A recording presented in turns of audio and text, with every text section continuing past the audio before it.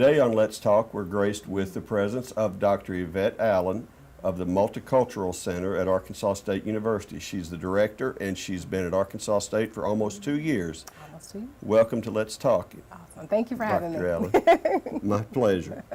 Tell us what goes on at the Multicultural Center and why it is important for Arkansas State students.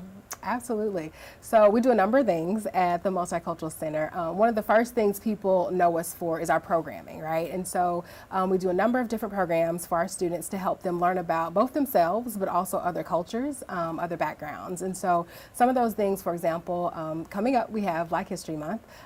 We also celebrate or have different events for Women's History Month. We celebrate LGBT plus individuals and have different events for that.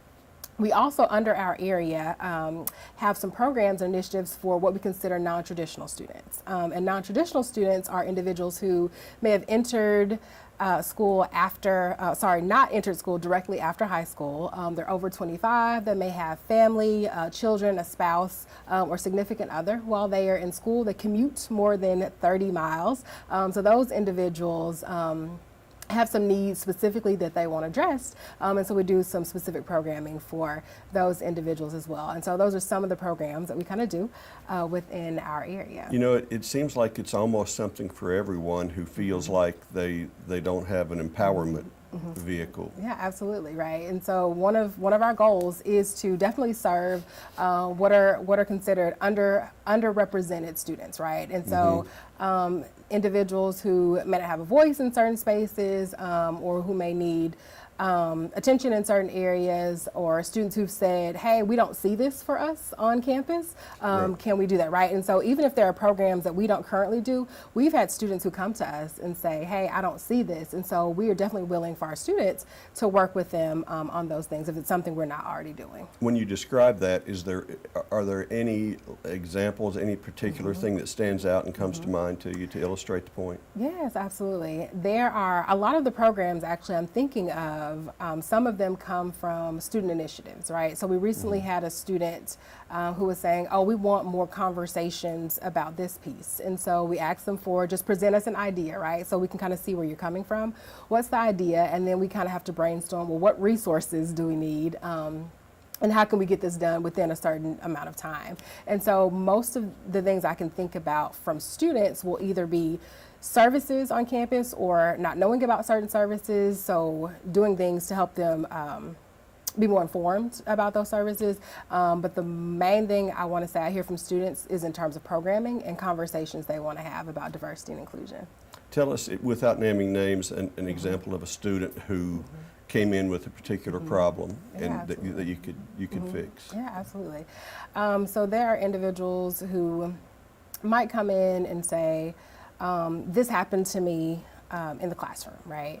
What do I do about it? And so one of the things we do is help students navigate what you call like the collegiate system. So we have to keep in mind that even though, we may have been through college, some students come in and they either may not have a guardian or parent at home who either went through college or someone who knows how to navigate that system. If you're in higher education, you understand those things, but some people do not.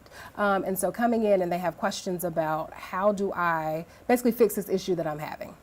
And so we kind of go with them through like different policies so they kind of understand it, and help direct them to different offices on campus, right? Because a lot of times students will come to us because we're a first point of contact for some of them, and they come to us with all kinds of questions. Now, everything we can't do, right? But we do have a staff that is very knowledgeable about the different resources on campus, and that's one of the main things we do. We help students navigate different policies on campus, but to also kind of understand those policies and to connect to different resources on campus. Do you think, I was trying to do a little math in my head, and from what I could tell, Arkansas State University has students from 70 different countries. And I don't know if those are current figures, but that's a lot of countries. That's a lot of diversity that you're dealing with right there. Absolutely, yes. What type, I don't think people even understand maybe what it's like to come from China or maybe even a third world country that comes to Arkansas State University. This is a great opportunity for them. How do you ensure that they get the most of that? Yeah, absolutely. So our office specifically, we don't directly, we have an office called International Student Services.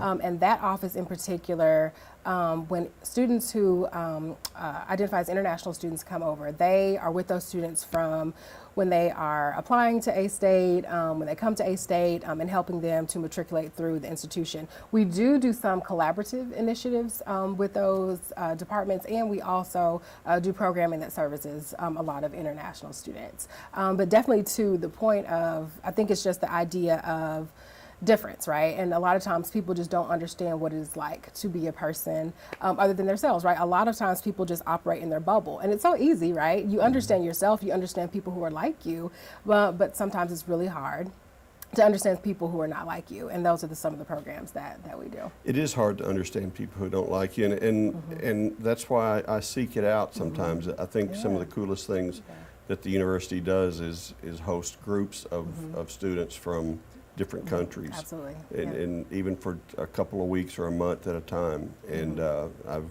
enjoyed being a part of, or getting to see those people and meet them. And I'm proud to show everyone the U.S. and Jonesboro. Absolutely. And they really seem to enjoy it, you know, even if they come from larger cities in their countries. Absolutely. And that's a good point you made about seeking it out, right? I think a lot of times, and some people seek it out, right? And I think that's what I love about what I do. We create opportunities where students can come together and say, you know what, I never talked about this conversation, but to have that time to talk about it in an educational setting, to get that perspective, to get that understanding. It's also very fun to learn about their culture and the things that they can teach us. And even though they're students, they have just some really cool, and a lot of them come from countries with such a rich heritage and you know, thousands of years of tradition that are really, really fun to learn.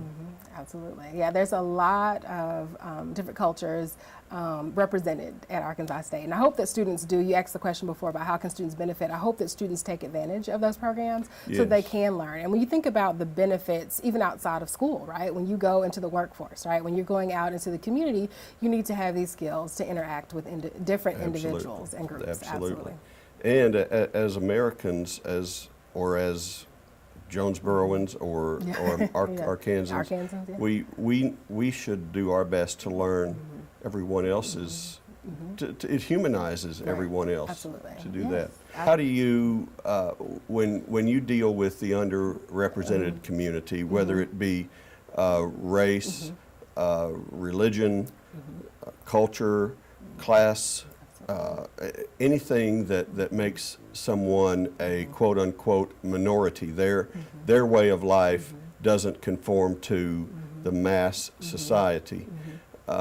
What things can you do to help them fit in and navigate the system? Absolutely. I think one of the first things is when you're in a position like this, kind of understanding what does the data show, right? And what are those things that these students are needing? Where are areas where their voice is either left out or they're not heard or they're needing maybe some additional attention, right? And so thinking about different student groups, for example, when I think about race, ethnicity, you think about, we have something called like the Multicultural Leadership Council.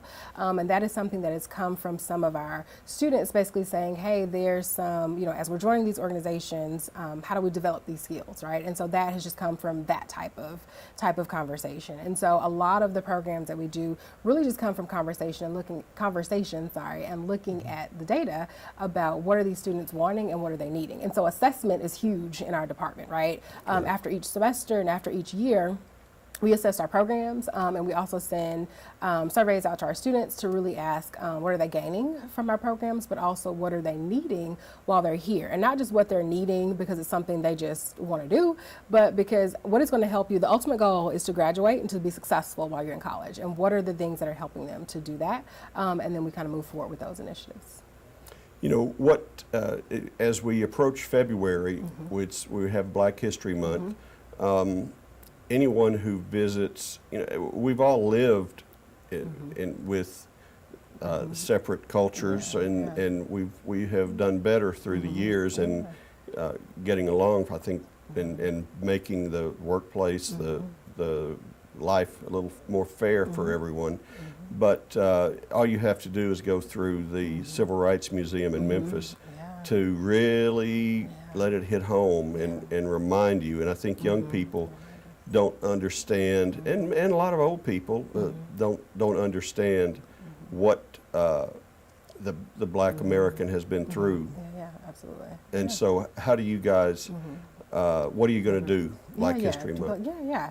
So first for Black History Month, I kind of want to go back. The central purpose of it, when you think about it's kind of what you said in terms of highlighting Black Americans, right? Some individuals who may not have been highlighted, or when you think about the broader conversations that we have, sometimes Black individuals who've done great things are not in those conversations. And so that's definitely one of the things we're doing throughout the month is those highlights. But also it's the education piece, right, that goes along with that. And I think too, making sure that individuals of all backgrounds understand that they can come and learn something during Black History Month, right? Because it's one of those things, kind of like you said before, while we have made some strides, right?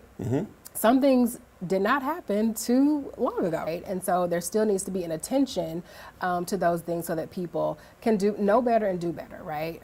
In the future, right? And recognize the things that have happened so that we can do better for each other. Right. Yeah, absolutely. What does it mean to African Americans to what onus do African Americans have in Black History Month to learn and take part in learning about it? Yeah.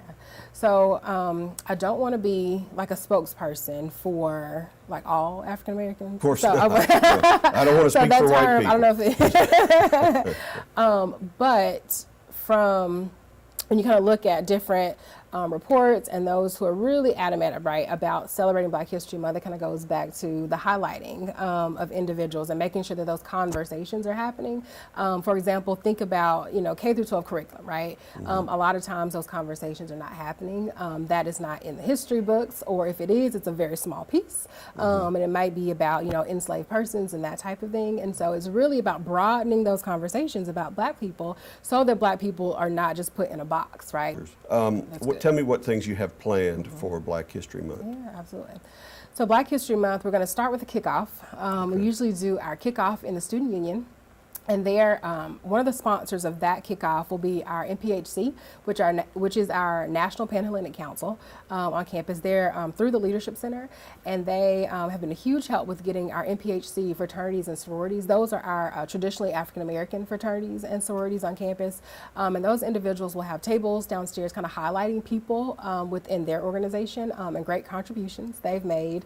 During that kickoff, we're going to give out the calendar for the month so people know what should I expect during this month, as well as our Black Student Association on campus will be celebrating their 50th year anniversary this year. And so they will have a table as well, giving information about some events coming up for them as well during that month. So we started off with the kickoff. We have a number of different events, a number of different sponsors like the A-State Museum, the ASU Museum. They're going to have something honoring Dr. Maya Angelou. We're going to have some of our faculty and staff will do different things on campus. We'll close it out with something that we're calling Evolve. And this is an idea that came about from one of our community members, Andrew Daling. He had this wonderful idea. He is an awesome, most people know him for his photography, but I call him a wonderful artist, and had this idea to celebrate Black culture throughout the decades. And so during this event, people will be introduced. It kind of takes them through memory lane. Okay. So it kind of, last year we did it. It was the first time we did it. It took them through, like I said, like a memory lane from the 70s, 80s, 90s, early 2000s, and late 2000s. And so because we got great feedback from it, we are doing it again, but with a twist. And so we are finishing up the details of that, but people can expect to see that again. That will be on February 28th. It'll close out. So we'll start with the kickoff and we'll close out with the Evolve event. And then in between, we'll have a number of different programs from our Black Student Association, the ASU Museum, as I said before, is doing something. And a number of different groups will be doing things throughout the month. Yep. That's wonderful. Now, Dr. Allen, is the public invited? Is this for students? Can the public come to some of these things? Absolutely. So we would love for the public to come as well. Again, as I said before, Black History Month, that learning piece, we would love for everyone who's open and willing to learn to come and get some good information. Absolutely. Tell everyone how to contact you or however to find the information when they can come. Absolutely. So they can either go to our website, it's astate.edu/multicultural center, or they can email us at astatemc@astate.edu, or they can call us at 870-680-4052. And they can get a hold of us either of those ways. Yep. That's wonderful. Absolutely. Hey, before we let you go, tell us a little bit about your background. You're an Arkansas girl originally? I am. So I'm from Arkadelphia, Arkansas. It is a small small town in Arkansas. Love With it a lot from of there. colleges. It is. There's 2 universities there. There are 2 universities there, absolutely. And yet you chose Arkansas State. But I went to Arkansas State, so absolutely. So I grew up in Arkadelphia, and then as an undergrad, I went to Arkansas State University. So that is my connection to Jonesboro. And so it's lovely to be back at the school where I got a lot from. Because you didn't stay here immediately upon graduation. No, I didn't. So I graduated from Arkansas State, and I went to Denton, Texas. I went to University of North Texas, and that is where I received my master's in communication studies. Then I went on to Denver, Colorado. I kept going further west, and that is where I received my PhD in higher education. Then I moved to Utah, and that move was for a job, a position. And so I was director of student life there. And so I dealt a lot with student activities. I helped to create the multicultural, what's called their Center for Diversity and Inclusion, but it's their version of a multicultural center there at that institution. And then I got the opportunity to come back here. So I came back to Arkansas State as a staff member May of 2017. So in May of 2019, I will be here for 2 years. Wonderful. Well, we're excited to have you back in Jonesboro, and Jonesboro has been a great community to me, and I'm sure it is to you. Yes. And thank you for what you do, and hope you get to see you again on Let's Talk one day. Absolutely. Thank you. Thank you very much. Awesome.